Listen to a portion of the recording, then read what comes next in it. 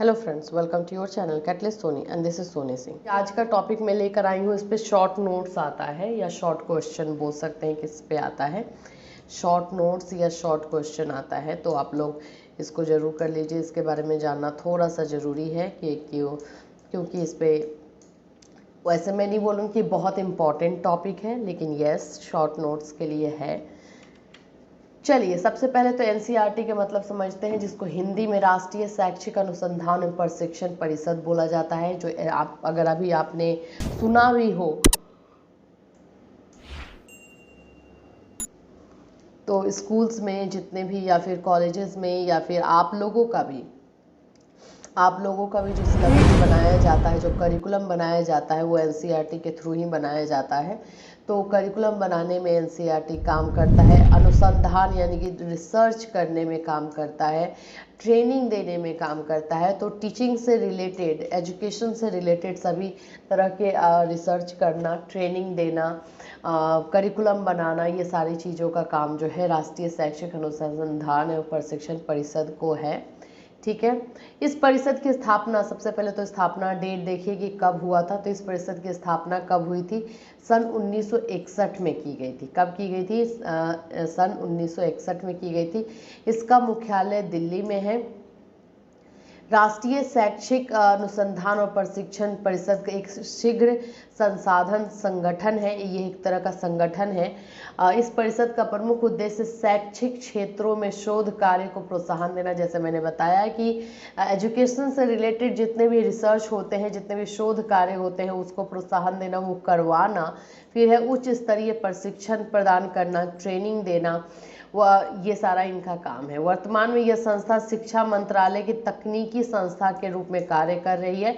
यह परिषद शिक्षा मंत्रालय, वर्तमान नाम मानव संसाधन विकास मंत्रालय के अतिरिक्त समाज कल्याण मंत्रालय की स्कूली शिक्षा से संबंधित नीतियों और बड़े बड़े कार्यक्रमों के निर्माण एवं क्रियान्वयन में सहायता करती है।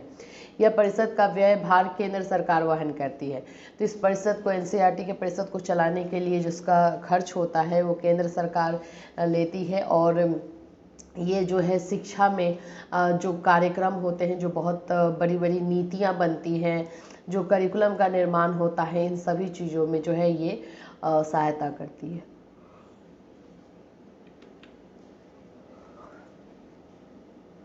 एनसीईआरटी के उद्देश्य क्या है वो हम देखेंगे। क्यों इसको बनाया गया और बनाने टाइम में इसका उद्देश्य क्या रखा गया। पहला है शिक्षा के समस्त क्षेत्रों में अनुसंधान कार्य करना तथा उसकी प्रगति और समन्वय का प्रयास करना। जैसा कि इसका नाम में ही है, अनुसंधान, रिसर्च। आप और मैं दोनों, हम लोग बहुत अच्छे तरीके से जानते हैं कि अगर किसी भी फील्ड में, किसी भी क्षेत्र में अगर रिसर्च नहीं हो तो हम जो है वहीं के वहीं जो है रुक से जाएंगे। तो शिक्षा में भी, जैसे पहले की शिक्षा, जो एजुकेशन की हम बात करें, जब हमारे पेरेंट्स पढ़ते थे तब की और अभी की शिक्षा, दोनों में जमीन आसमान का फर्क है। इसी तरह से ये इसलिए पॉसिबल हो पाया क्योंकि इसके मामले में रिसर्च हुआ, इसके मामले में अनुसंधान हुआ और फिर उसे इम्प्लीमेंट किया गया, राइट। तो इसका काम है कि जो शिक्षा के क्षेत्र हैं, जो शिक्षा के जो फील्ड है, उसमें जो है अनुसंधान करें, रिसर्च करें और उसको आगे बढ़ाने के लिए जो है कार्य करें। राष्ट्रीय शिक्षा संस्थान की स्थापना एवं संचालन, ये जो है ये तो हुआ एनसीईआरटी। अगर आपको पता हो तो एनसीईटी, राइट, एनसीईटी के बारे में भी हम जानेंगे। एनसीईटी का स्थापना किया गया है एनसीईआरटी के तहत, ताकि इनके कामों को थोड़ा सा, इनको जो है थोड़ा सा जो है रिलैक्सेशन मिले और एनसीईटी जो है थोड़ा सा जो है हेल्प कर पाए। तो इनकी स्थापना और संचालन, इसका ऑपरेशन जो देखता जो है एनसीईआरटी देखता है। क्षेत्रीय शिक्षा कॉलेजों की स्थापना, जो भी क्षेत्र होते हैं वहाँ पे कॉलेज की जो स्थापना की जाती है एनसीईआरटी के तहत होती है। प्रसार सेवाओं का आयोजन, जो भी विस्तार करने के लिए जो भी आयोजन करना होता है एजुकेशन को के प्रसार के लिए, उच्च शिक्षा के प्रसार के लिए, मतलब बोल सकते हैं प्रचार प्रसार होता है, जो बाकी सभी लोगों तक पहुँचाने का कार्य होता है, वो एनसीईआरटी के तहत होता है। ये इनके उद्देश्य हुए, ठीक है। फिर इनका कार्य क्या हुआ?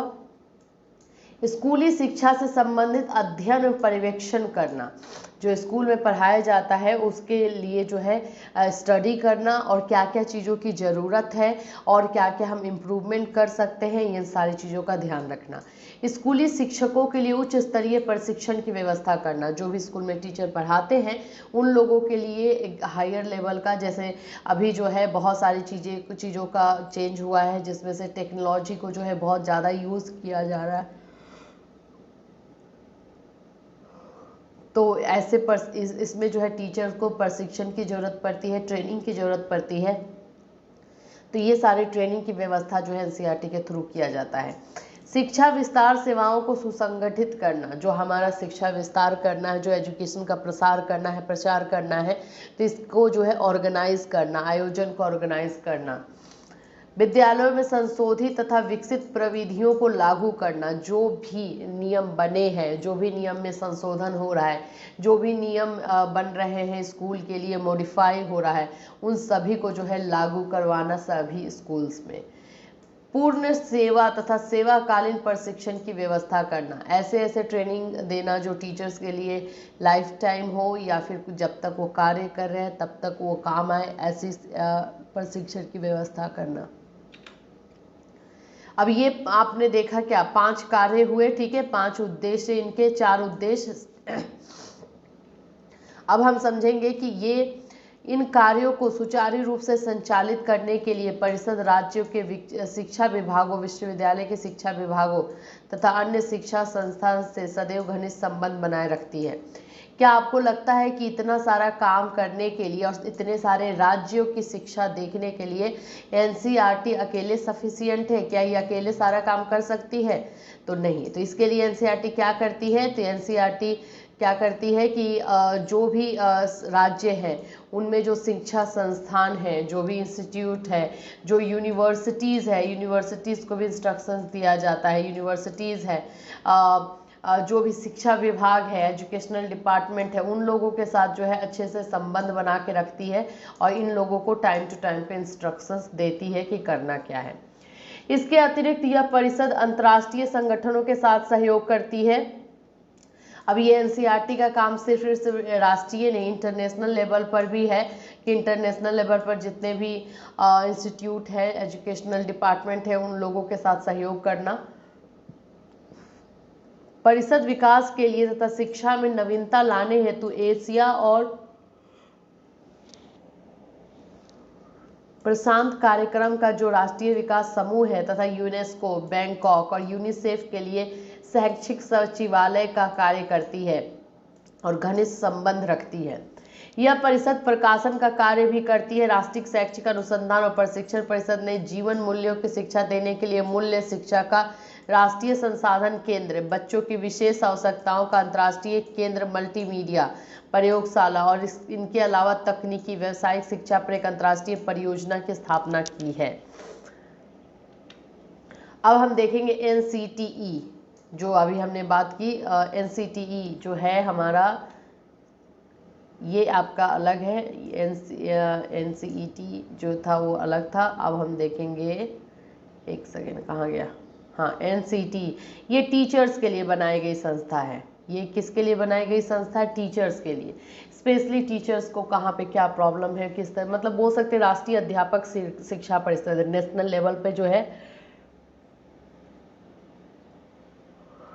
टीचर्स की ये कमेटी है।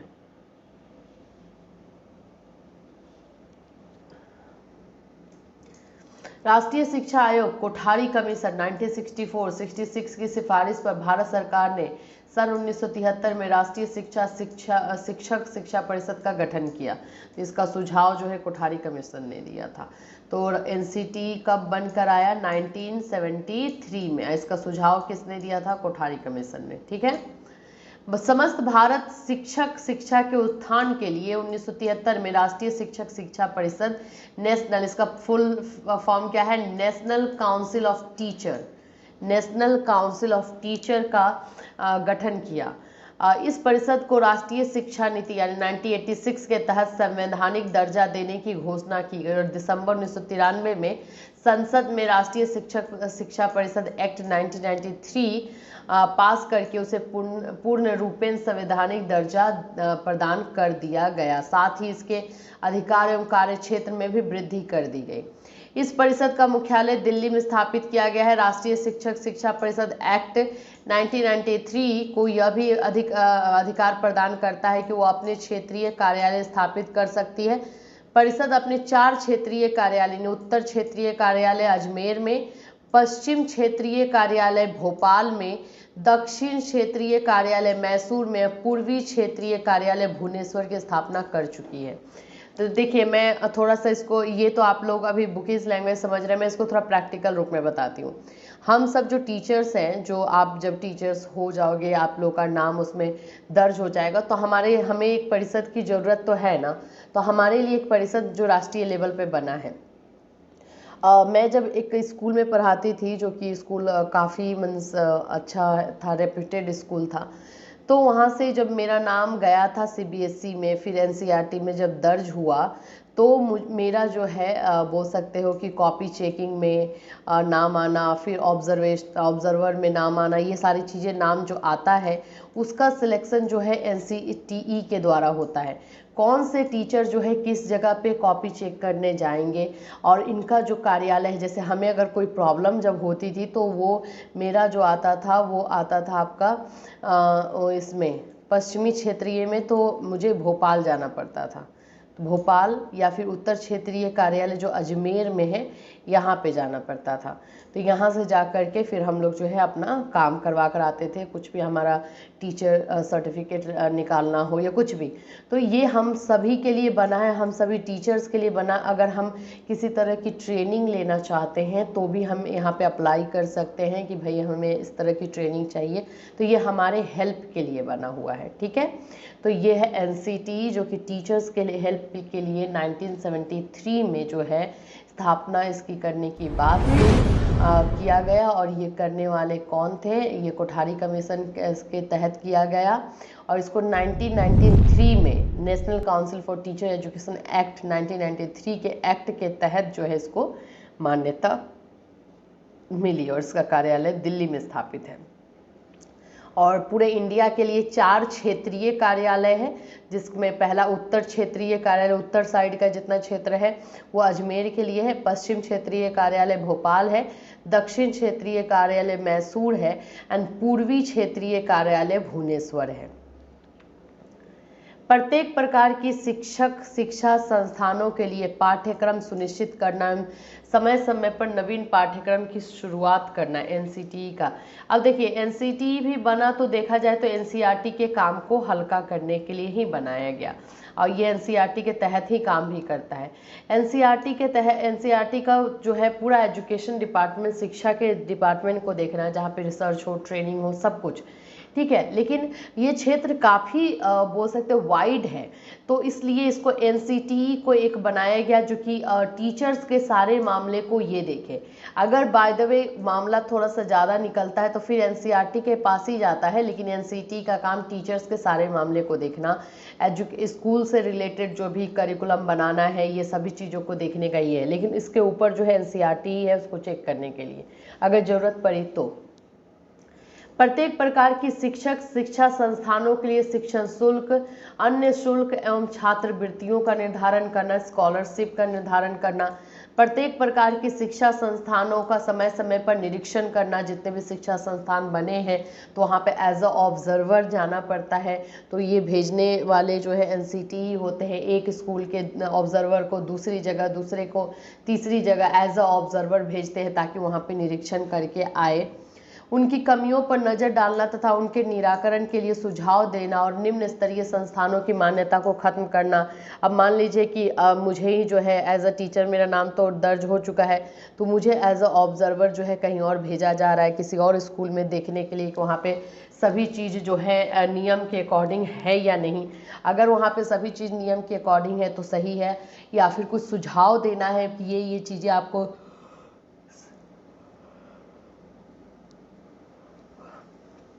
सही करनी है तो वो सुझाव दे देना है, या फिर कहीं कहीं पे ऐसे भी संस्थान हैं जो कि पेज में कॉपी पेपर वर्क में जो है कुछ और दिखाया जाता है, एक्चुअल में जो है वो स्कूल कुछ और ही होता है, वैसे संस्थान कुछ और ही होते हैं। तो वैसे संस्थानों के बारे में सही रिपोर्टिंग करना जिससे कि उसकी मान्यता को खत्म कर दिया जाए, ये सारी चीज़ें जो है होती हैं एनसीटी के तहत ही करवाई जाती है। शिक्षक शिक्षा के विभिन्न पहलुओं के संबंध में भारत एवं राज्य सरकार तथा विश्वविद्यालय अनुदान आयोग यानी यूजीसी और विश्वविद्यालय को सहयोग उपयोगी सलाह प्रदान करना, सलाह सजेशन दे सकते हैं। ये प्रत्येक प्रकार की शिक्षक तथा शिक्षा संस्थानों के शिक्षकों की न्यूनतम शैक्षिक योग्यता के निर्धारण के साथ साथ उनके वेतनमान को भी सुनिश्चित करना, टीचर के लिए उनका वेतनमान सैलरी निर्धारण करना, फिर उनकी योग्यता क्या होनी चाहिए, किस क्लास में पढ़ाने के लिए कौन सी योग्यता चाहिए, प्रत्येक प्रकार की शिक्षक शिक्षा संस्थानों में अभ्यर्थियों की न्यूनतम योग्यता सुनिश्चित करना तथा उनकी चयन प्रक्रिया के विषय में सलाह मशवरा प्रदान करना। तो किस तरह से जो है सिलेक्शन होना चाहिए, सिलेक्शन प्रोसीड्यूर क्या होना चाहिए टीचर का किसी भी संस्थान के लिए, अभ्यर्थियों की न्यूनतम योग्यता, कैंडिडेट की न्यूनतम योग्यता क्या होनी चाहिए, ये सारी चीज़ों का निर्धारण जो है एनसीटीई के तहत करवाया जाता है। प्रत्येक प्रकार की नवनिर्मित शिक्षक शिक्षा संस्था को मान्यता प्रदान करने से पहले उसका निरीक्षण करना और सभी पूर्व निश्चित मानदंडों पर खरा उतरने पर ही मान्यता प्रदान करना। अब जैसे नए नए स्कूल जो खुलते हैं, नए नए संस्थान जो खुलते हैं, तो उन लोगों का निरीक्षण ऑब्जर्वेशन करना और सभी चीज़ें जो है मानदंड के अकॉर्डिंग है या नहीं ये चेक करना, उसके बाद मान्यता देना। शिक्षक शिक्षा से संबंधित प्रत्येक पक्षों का सर्वेक्षण करना और सर्वेक्षण प्रकाशित एवं प्रसारित करना। जिन शिक्षक शिक्षा संस्थानों को मान्यता पहले दी जा चुकी है उनकी जवाबदेही सुनिश्चित करने के लिए नित्य नवीन तकनीकों का विकास करना। शिक्षक शिक्षा के हो रहे व्यवसायीकरण पर प्रतिबंध लगाना, उनके स्तर को उच्च बनाए रखना। समस्त भारत में अव्यवस्थित शिक्षक शिक्षा संस्थानों में समन्वय कायम करना तथा किसी भी स्तर की शिक्षक शिक्षा के प्रसार में संतुलन स्थापित करना, ये सारा काम एनसीटीई का है। भारत सरकार द्वारा शिक्षक शिक्षा विषय में लिए गए निर्णयों में बनाए गए कानूनों को क्रियान्वित तथा व्यवहारिक रूप प्रदान करना। अब उसे हर संस्थान में जाकर के देखना, टाइम टू टाइम पे चेक करना पड़ता है कि जो नियम बनाए गए हैं उस नियम को प्रैक्टिकल रूप में जो है इम्प्लीमेंट किया जा रहा है या नहीं, अप्लाइड है या नहीं, ये सारी चीज़ों को चेक करना और फिर उसे सही तरीके से जो है नहीं अगर कर रहे हैं तो फिर सज़ा दंड देना, उनकी मान्यता ही खत्म हो जाती है एक्चुअली में, या सस्पेंड कर दिया जाता है। इसीलिए मैं हमेशा आप लोगों को बोलती भी हूँ कि जब भी आप लोग, ये स्कूल के लिए ही नहीं है, यही है एनसीटी, जहाँ हम लोग एनसीटी के वेबसाइट पर जा कर के ये चेक करते हैं कि हमारे कॉलेजेस या हमारी यूनिवर्सिटीज़ की जो है मान्यता है या नहीं। तो ये सारी चीज़ों की मान्यता जो है एनसीटी ही देता है, तो इसी के वेबसाइट पर जाके हमें देखना पड़ता है, ठीक है। यूजीसी भी देता है। शिक्षक शिक्षा के उत्थान के लिए शोध कार्य एवं नवाचारों के प्रयोगों को प्रोत्साहन देना और साथ साथ शोध के स्तर को उन्नत करना।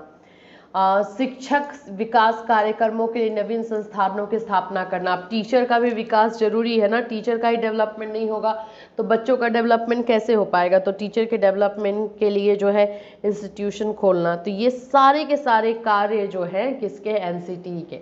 ये क्वेश्चन जो आता भी है तो एनसीटी के कार्य के रूप में आता है। पहले एनसीटी के बारे में थोड़ा सा लिखना पड़ता है और उसके बाद से उसके कार्य लिखने पड़ते हैं, ठीक है। तो ये टोटल 15 है, आप लोग देखिएगा क्वेश्चन ये 8 नंबर या 5 नंबर में आएगा तो उसके अकॉर्डिंग आपको लिखना पड़ेगा। अब आइए देखेंगे यूजीसी के प्रमुख कार्य। ये देखिए मैंने यहाँ पे आपको ये भी दिया है, 2015-16 में आया हुआ है, फिर उसके बाद ये मुझे 2018-19 में भी मिला था। तो इस तरह से ये क्वेश्चन इंपॉर्टेंट है, बहुत बार आया हुआ है, तो इसको वीवीआई करके लिखिएगा यूजीसी के कार्य। इसी तरह से एनसीटी के कार्य या यूजीसी सिर्फ आ जाएगा तो भी लिखना आपको यही है। विश्वविद्यालय अनुदान आयोग ने कुछ नए कदम उठाए हैं जिनमें उद्यमशीलता और ज्ञानाधारित उद्यमों को बढ़ावा देना, बौद्धिक संपदा अधिकारों का संरक्षण, भारतीय उच्च शिक्षा का संवर्धन, विदेशों में शिक्षा प्रशासकों के लिए प्रशिक्षण तथा विकास तथा व्यापक कंप्यूटरीकरण संबंधी उपाय शामिल हैं।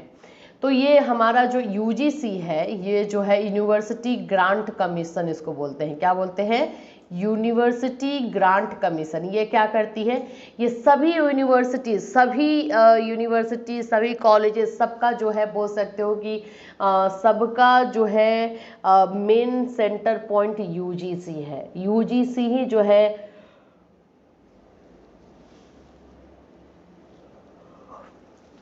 सभी चीज़ों को लागू करता है, लागू करवाता है। एनसीटीई भी जो है इसी का एक अंग है, एनसीईआरटी भी इसी का है, और इसी के थ्रू जो है ये सारे के सारे कार्य करवाए जाते हैं। तो यूजीसी जो है शिक्षा को बढ़ाना, शिक्षा को व्यावसायिक रूप देना, वोकेशनल कोर्सेज चलाना, ट्रेनिंग दिलवाना, ये सारा चीज़ जो है यूजीसी देखना, टेक्निकल चीज़ों को देखना, एजुकेशनल टेक्नोलॉजी को देखना, ये सभी चीज़ें जो है यूजीसी के अंतर्गत ही आती है। कुछ नया चीज़ ट्राई करना है तो यूजीसी के थ्रू ही जो है बाकी संस्थाओं को गाइडलाइन मिलता है। अब देखिए, विश्वविद्यालय शिक्षा में सुधार करने एवं शिक्षण स्तर को उच्च बनाने के लिए विश्वविद्यालय को सलाह देना, यूनिवर्सिटीज को सलाह देना कि किस तरह से जो है शिक्षण के स्तर को ऊंचा किया जा सकता है या शिक्षा में जो है सुधार किया जा सकता है।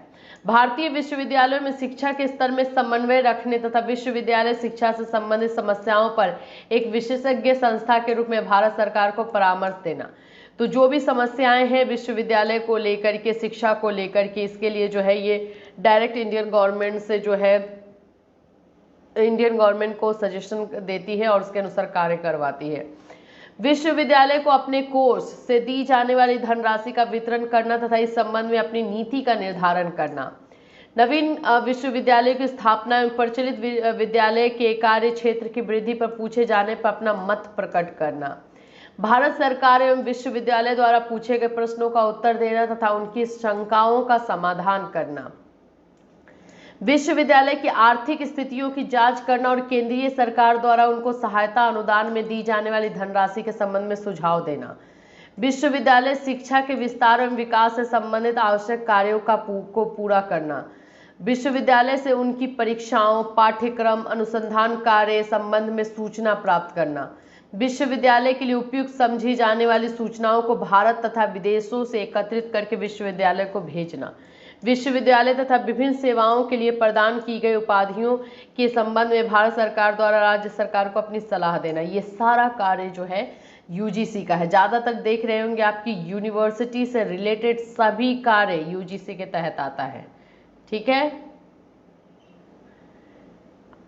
अभी यहाँ तक आपका यूजीसी का कार्य हो गया। देखिए, आज के क्लास में आपको 3 पॉइंट मिले होंगे, तीनों पॉइंट में से एक पॉइंट पे क्वेश्चन रहेगा, शॉर्ट में ही रहेगा। तो या तो एनसीईआरटी रहे, या फिर एनसीटीई रहे, या फिर आपका यूजीसी रहे। ये तीनों में से कोई एक पे शॉर्ट नोट्स जरूर रहेगा। तो इसको अच्छे से शॉर्ट नोट्स लिखना है। 5 नंबर का क्वेश्चन आएगा या 8 नंबर का आएगा, तो इससे ज़्यादा का नहीं आता है। अभी हम चलेंगे हमारा नेक्स्ट। देखिए, एक चीज मैं आपको थोड़ा सा ट्रिक भी बता रही हूँ। ये क्वेश्चन ना वीवीआई है, इसको रख कर लीजिए। मैं कुछ क्वेश्चंस चेक कर रही थी सारे यूनिवर्सिटीज़ के, जिसमें से एलएनएमयू है, पीपीयू है, पीयू है, बीआरबीयू है, बीएन मंडल है, इस तरह से बहुत सारी यूनिवर्सिटीज़ का, एकेयू है, वीकेएसयू है, ये ऐसे मगध है। ये सब के यूनिवर्सिटीज़ के जब मैंने क्वेश्चन चेक किए, जेपी यूनिवर्सिटी है, ये क्वेश्चन मुझे कॉमन मिला सभी जगहों पे, और ये आया हुआ क्वेश्चन है। तो ये सभी यूनिवर्सिटीज़ के लिए वीवीआई है। देखिए क्वेश्चन आता कैसे है, शिक्षा आयोग। देखिए, किसी भी शिक्षा आयोग का नाम नहीं है कि भाई 1964 का आयोग का बताइए या 1952 का आयोग बताइए, नहीं। शिक्षा आयोग क्या है? ये जो टाइम टू टाइम पे आयोग की स्थापना होती है और वो हर एक काम को देखते हैं, ये क्या है? शिक्षा आयोग क्या है? ये क्वेश्चन आता है कि शिक्षा आयोग क्या है, इसकी स्थापना कब हुई, या फिर इसके कार्य क्या है, इसके बारे में बताने को आता है। शिक्षा आयोग के फायदे क्या है, सुझाव क्या है, शिक्षा आयोग के सुझाव क्या है, ये क्वेश्चन बहुत ज़्यादा है। तो देखिए, एजुकेशन से रिलेटेड जो भी कमिटीज़ बनती है ना, जो भी योजनाएं हम बनाते हैं, वो शिक्षा आयोग के अकॉर्डिंग आएगा। वो एजुकेशन से रिलेटेड, एजुकेशन को ठीक करने के लिए जितनी भी समितियां बनी है, जितनी भी कमिटी बनी है, वो इसी के अंतर्गत आएगा। ठीक है, तो ये क्वेश्चन जब आएगा तो आएगा ही आएगा, लॉन्ग में ही ये क्वेश्चन आता है, तो इसको अच्छे से कीजिएगा।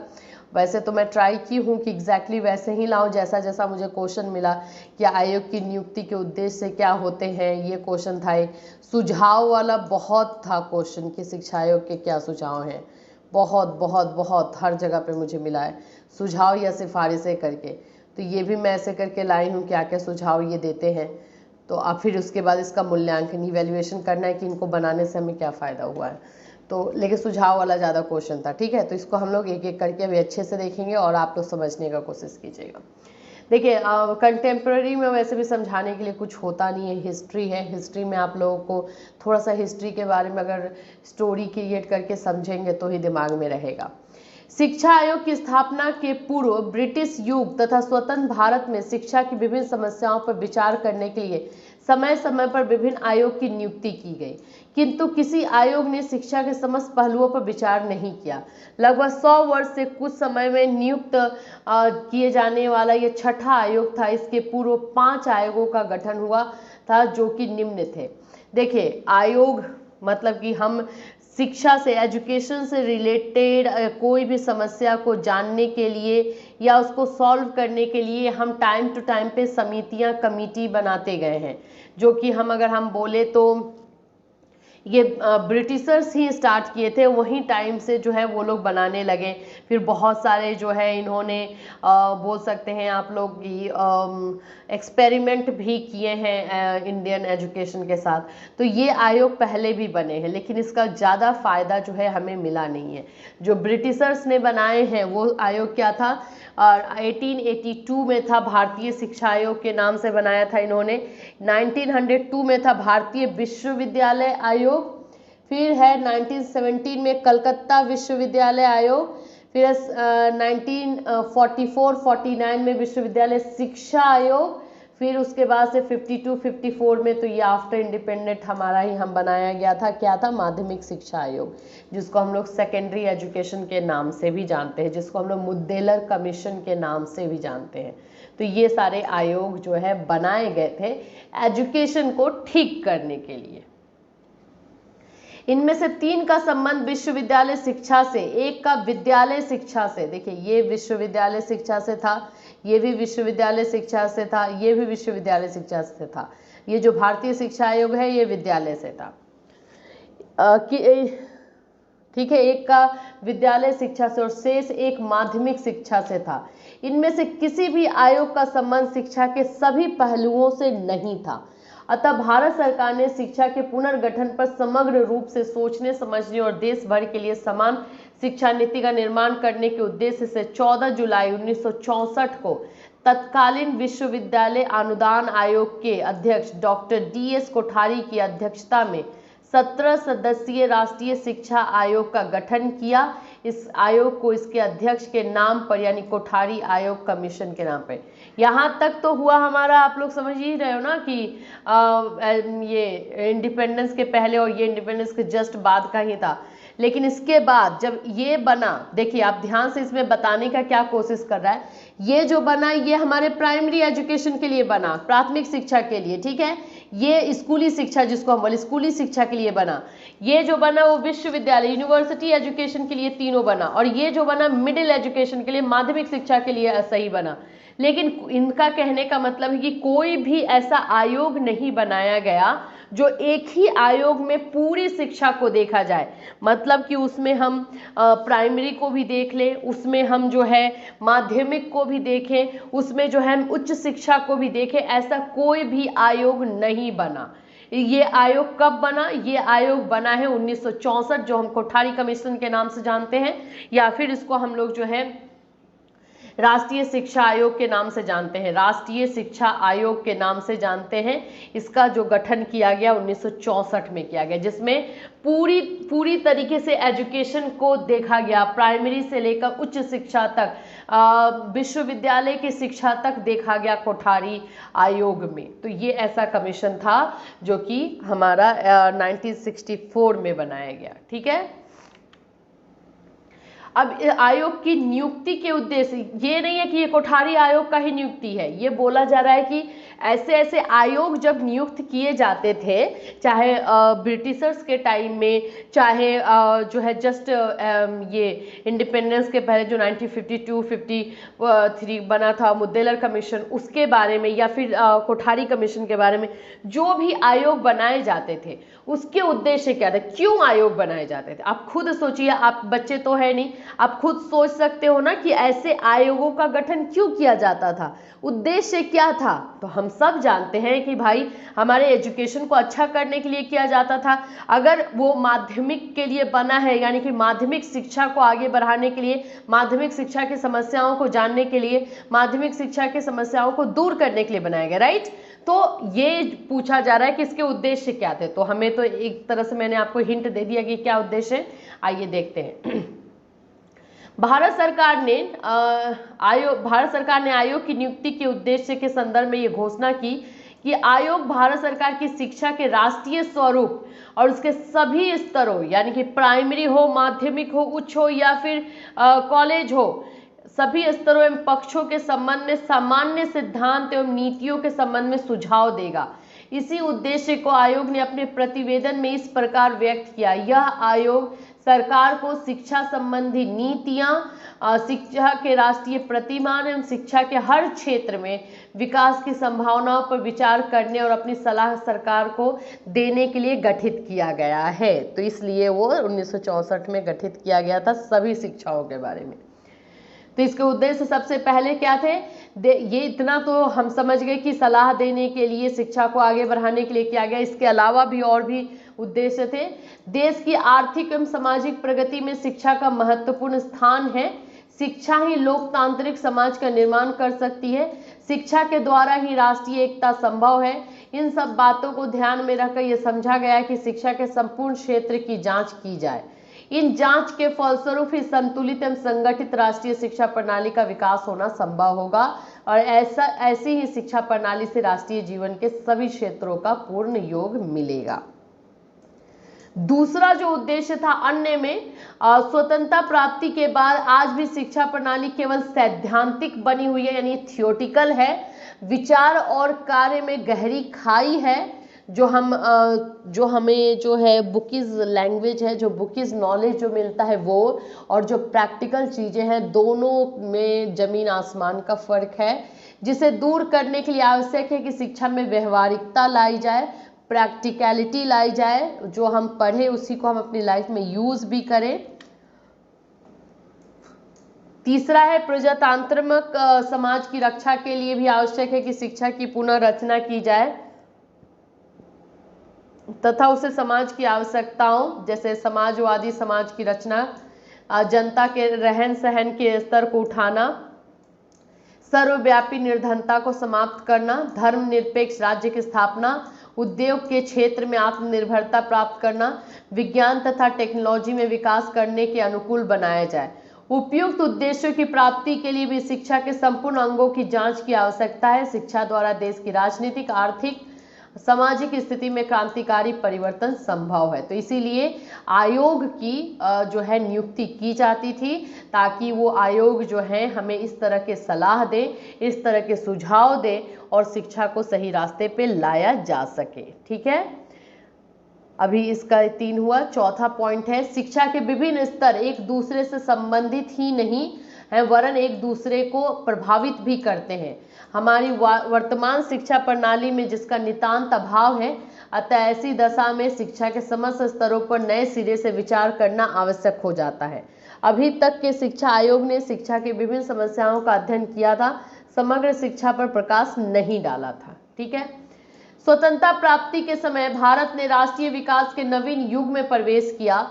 इस युग में उसके लक्ष्य हैं शासन और जीवन के ढंग के रूप में धर्मनिरपेक्ष लोकतंत्र की स्थापना, आधुनिक विज्ञान प्रौद्योगिकी का प्रयोग, परंपरागत आध्यात्मिक मूल्यों के साथ इसका सामंजस्य, समाजवादी ढंग से समाज की रचना, रोजगार और सांस्कृतिक प्रगति के लिए सबको अवसर की समानता। इन लक्ष्यों की प्राप्ति तभी की जा सकती है जब परंपरागत शिक्षा प्रणाली में परिवर्तन कर दिया जाए।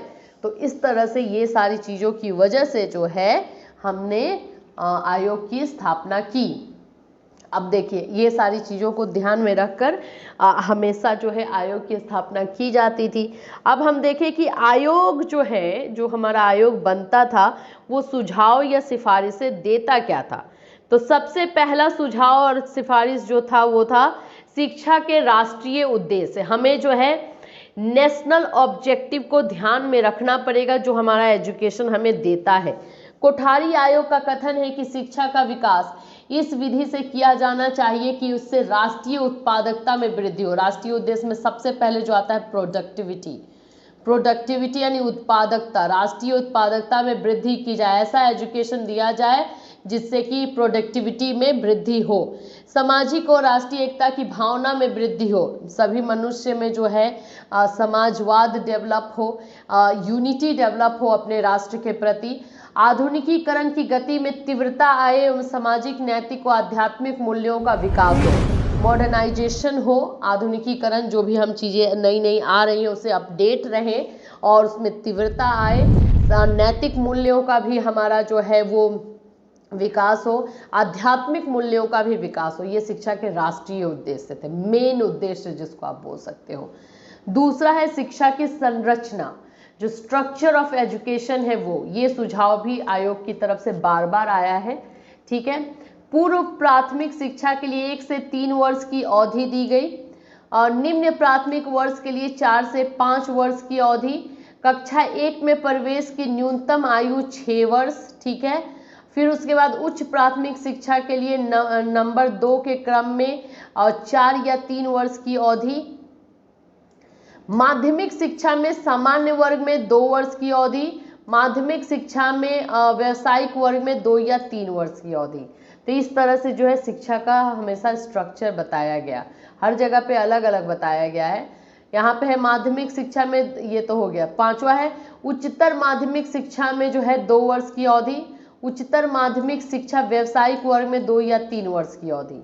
फिर है स्नातक में यानी कि ग्रेजुएशन में जो है 3 वर्ष, फिर है स्नातक शिक्षा इंजीनियरिंग या मेडिकल में 3 से 4 वर्ष, परा स्नातक यानी पीजी में 2 से 3 वर्ष, अनुसंधान कार्य में 2 से 3 वर्ष। इस तरह का जो है स्ट्रक्चर बनाया गया। देख ही रहे आप लोग, प्राइमरी से लेकर के पूरा पीएचडी तक, अनुसंधान कार्य पीएचडी तक, वहाँ तक आप लोगों को इस तरह से स्ट्रक्चर बनाने का सुझाव दिया गया आयोगों की तरफ से। शिक्षक प्रशिक्षण यानी टीचर ट्रेनिंग के बारे में भी सुझाव था। आयोग ने शिक्षण में गुणात्मक सुधार लाने के लिए सुझाव देते हुए कहा कि शिक्षक प्रशिक्षण को उन्नत किया जाए, शिक्षकों को अध्ययन की अधिक सुविधाएं दी जाएं, विश्वविद्यालय शिक्षा के पाठ्यक्रम में प्रशिक्षण को स्थान दिया जाए, पत्रकार व अल्पकालीन शिक्षा को बढ़ाया जाए तथा राष्ट्रीय आवश्यकताओं के अनुरूप शिक्षण विधियों, शिक्षण सामग्री, शिक्षण पाठ्यक्रम में बदलाव लाया जाए। तो यानी कि टीचर्स को ट्रेनिंग दिया जाए, टीचिंग एड्स में अगर चेंजेस करने हैं तो वो किया जाए, टीचिंग मेथड को चेंज करना है तो किया जाए, करिकुलम को चेंज करना है तो किया जाए, अगर उसमें बदलाव की जरूरत है तो वो सभी चीजें। शिक्षक की दशा, स्टेटस ऑफ टीचर। कोठारी आयोग ने शिक्षक की आर्थिक, सामाजिक और व्यावसायिक स्थिति सुधारने की सिफारिश की। इसके लिए शिक्षकों के वेतनमानों में बदलाव लाने, योग्यता अनुसार पदोन्नति देने, शिक्षक कल्याण कार्यक्रम की शुरुआत करना, आवास भत्ता प्रदान करना, महिला शिक्षिकाओं की नियुक्ति को बढ़ावा देना, आदिवासी क्षेत्रों में कार्य करने वाले शिक्षकों को विशेष भत्ते देना, शिक्षकों को राजनीति में भाग लेने की स्वतंत्रता देना एवं राष्ट्रीय पुरस्कार योजना प्रारंभ करने के सुझाव दिए। करिकुलम, पाठ्यक्रम को लेकर के देखें तो कोठारी आयोग ने शिक्षा के विभिन्न स्तरों पर लचीली पाठ्यचर्या का विकास करने पर जोर दिया। उनका ये कहना था कि हम ऐसे करिकुलम को फॉलो करें जहां पर टाइम पड़ने पर और समय आने पर जो है उसमें हम चेंज कर पाएं। लचीलापन का मतलब क्या है कि उसको हम थोड़ा सा भी चेंज करना चाहें तो कर सकते हैं। त्रिभाषा सूत्र में निम्न भाषाओं के अध्ययन की व्यवस्था की हो, मातृभाषा या क्षेत्रीय भाषा, संघीय या संघीय भाषा, एक भारतीय या यूरोपीय भाषा, ठीक है, 1-2 से भिन्न हो। निम्न प्राथमिक कक्षाओं में वातावरण से संबंधित करके विज्ञान पढ़ाया जाए, उच्च प्राथमिक स्तर पर विज्ञान के सिद्धांत पढ़ाए जाए, प्रयोगशालाओं की पर्याप्त एवं उचित व्यवस्था होनी चाहिए। निम्न माध्यमिक स्तर पर भौतिक विज्ञान, रासायनिक विज्ञान और जीव विज्ञान की शिक्षा दी जाए। नैतिक और आध्यात्मिक मूल्यों की शिक्षा देने के लिए प्रत्यक्ष और अप्रत्यक्ष विधियां अपनाई जाए व प्रति सप्ताह 1 या 2 कालांश का उपयोग किया जाए। शारीरिक शिक्षा, समाज सेवा, कार्य अनुभव, सामाजिक अध्ययन और समाज विज्ञान के अध्ययन के प्रभावशाली कार्यक्रम अपनाए जाने चाहिए।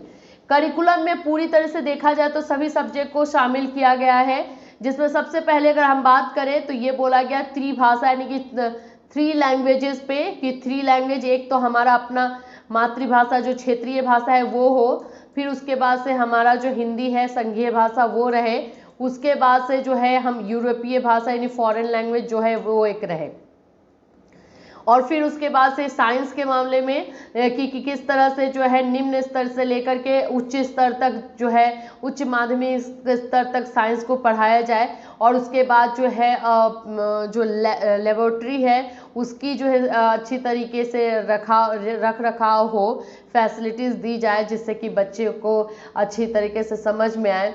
फिजिकल एजुकेशन के बारे में, मोरल एजुकेशन के बारे में बात किया गया है, ये सभी एजुकेशन जो है बच्चों को दी जानी चाहिए।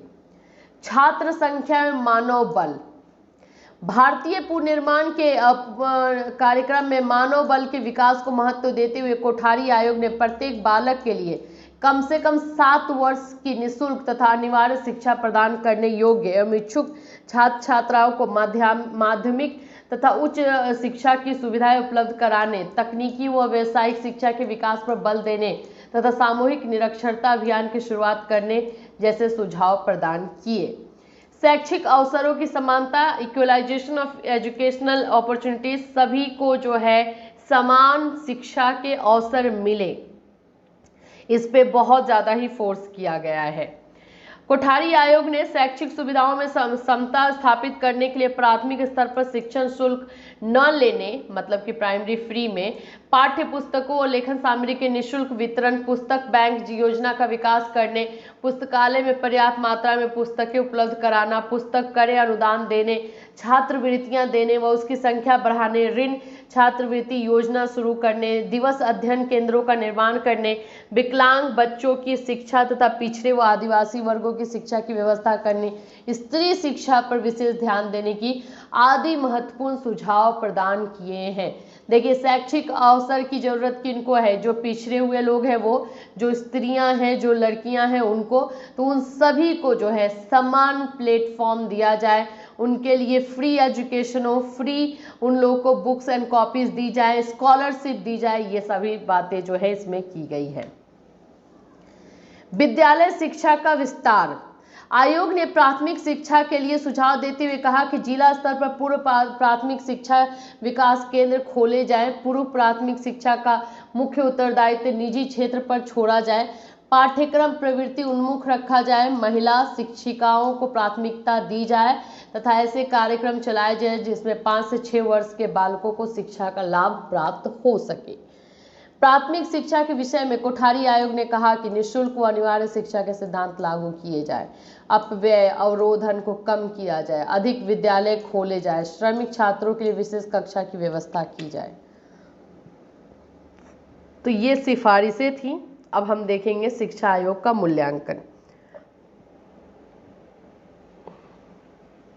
देखिए, जब भी शिक्षा आयोग का मूल्यांकन आएगा ना, तो इसमें ये हमारा जो है सेकेंडरी कमीशन वाला जो आयोग है, मुद्देलर कमीशन, उसका भी यहाँ पे मूल्यांकन अगर पूछ दे कि मुद्देलर कमीशन के शिक्षा आयोग का मूल्यांकन कीजिए, तो भी आपको यही लिखना है।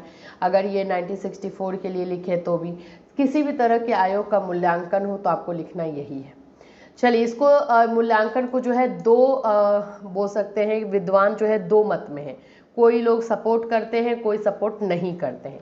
तो पहला जो है, कुछ विद्वानों की मान्यता है कि राधाकृष्णन और मुद्देलर आयोग के तत्काल बाद इस आयोग की आवश्यकता नहीं थी और आयोग ने जो सुझाव दिए हैं वे अधिक महत्वपूर्ण नहीं हैं। आयोग ने शिक्षकों की सुरक्षा की कोई चर्चा नहीं की। विश्वविद्यालय के शिक्षकों ने भी उसके प्रति असंतोष व्यक्त किया है। आयोग ने हिंदी भाषा पर कुठाराघात किया है। त्रिभाषी फॉर्मूले के अंतर्गत शिक्षा आयोग ने अंग्रेजी और हिंदी के अध्ययन को वैकल्पिक माना है। यह सुझाव अंग्रेजी के पक्ष और हिंदी के विपक्ष में है। इस समय भारतीय नौकरियों के लिए जो परीक्षाएं ली जाती हैं उनका माध्यम अंग्रेजी है, इसलिए कोई छात्र अंग्रेजी की अवहेलना नहीं कर सकता। हिंदी राजभाषा तभी बन सकती है जब उसे संपूर्ण देश के विद्यालयों में अनिवार्य रूप से पढ़ाने का प्रयास किया जाए। दूसरा जो है, विद्वानों का दूसरा वर्ग आयोग के सुझाव की बहुत अधिक प्रशंसा करता है। आयोग ने शिक्षकों के वेतन वृद्धि का सुझाव दिया है, शिक्षा की नवीन योजना पर बल दिया है, भाषा की समस्या का समाधान प्रस्तुत किया और उसके सुझाव अत्यंत व्यवहारिक हैं। अपने सुझावों का निर्माण करते समय आयोग ने भारत की भावी और वर्तमान आवश्यकताओं का पूरा ख्याल रखा है। यह सुझाव आदर्शवाद और व्यवहारवाद का सम्मिश्रण है। आयोग ने शिक्षा के समस्त स्तरों की समस्याओं का अध्ययन किया और उनके समाधान हेतु व्यवहारिक सुझाव दिए हैं। तो ये हमारे आज का ये क्लास, जिसमें कि इम्पॉर्टेंट तो ये स्टार्टिंग से है 3 पॉइंट में, और ये आयोग से रिलेटेड अगर क्वेश्चन आए तो वो भी आप लोग कर लेंगे। चलिए फिर मिलूंगी नेक्स्ट क्लास में। Till then have a nice day.